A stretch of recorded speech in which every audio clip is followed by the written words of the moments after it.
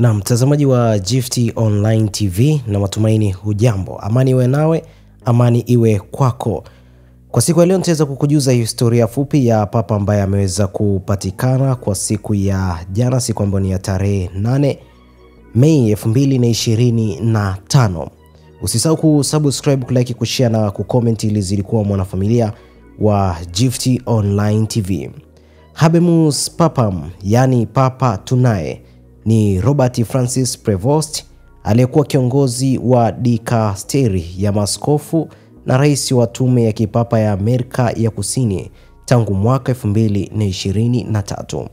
Kabla ya hapo alihudumu kama askofu wa Chiclayo nchini Peru kutoka 2015 hadi 2023, na kabla ya kuwa askofu wa Chiclayo alikuwa mkuu wa shirika la Mtakatifu Agustino kutoka mwaka 2001 hadi 2013.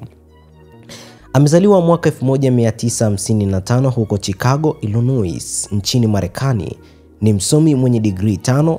Kabla ya kupata daraja la upadri, alipata shahada ya kwanza ya hisabati, Bachelor of Science in Mathematics, Chuo Kikuu cha Villanova 1977. Baada ya kupata wito wa utawa alijiunga na shirika la Mtakatifu Agustino ambapo alisoma masomo ya falsafa, na baada ya kuhitimu alisoma shahada ya theolojia, Bachelor degree in Theology kutoka Catholic Theological Union Chicago. Mwaka 1984 alitumwa masomoni na kuhitimu shahada ya kwanza sheria za kanisa, Chuo Kikuu cha Kipapa cha Mtakatifu Thomas Aquinas, Roma, Italia.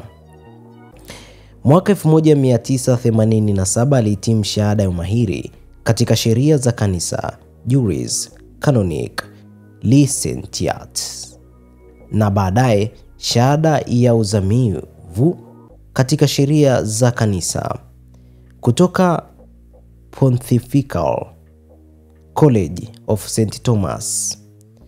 Kisha alirudi Marekani na kutumwa umisheni huko Amerika ya Kusini, ambapo alitumikia nafasi mbalimbali ikiwemo askofu wa jimbo la Chiclayo nchini Peru. Mwaka 2015 aliomba na kupewa uraia wa Peru. Wakati huo alikuwa bado raia wa Marekani. Siku ya Mei 8, 2025 amechaguliwa kuwa papa wa 267 akimrithi Papa Francis, na amechagua kutumia jina Leon 14. Papa Leon 14 ni papa wa kwanza kutoka Marekani.